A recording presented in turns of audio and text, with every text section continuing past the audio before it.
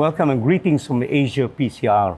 And with me, I've got Dr. Dian Milasinowicz, who is currently the Medical Director for PCR webinars. And I'll be welcome again, Dian, to these parts of the world. It's always great to have you. But could you tell us something a bit more about PCR webinars? Thank you, Dr. Rosley. It's great to be in Singapore and in Southeast Asia. PCR webinars are basically aiming at two things.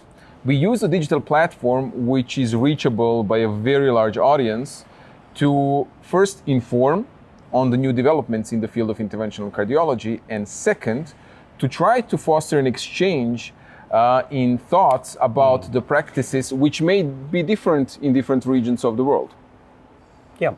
So how do you think that this can reach out to the community, especially in Asia PCR, or rather in Asia Pacific region, to try to be able to benefit as much as possible from PCR webinars? So what the webinars try to do is based on cases and showing the cases from these different regions, foster an exchange.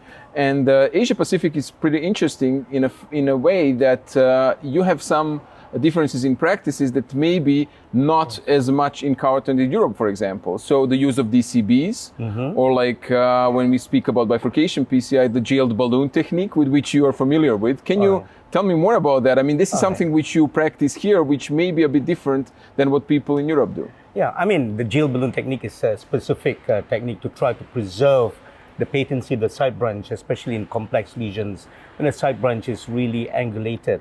And you want to ensure that you do not lose the side branch.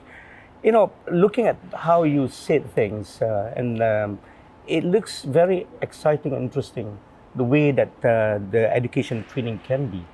And it appears that we can actually reach out to a lot more people, and we can learn anytime, anywhere.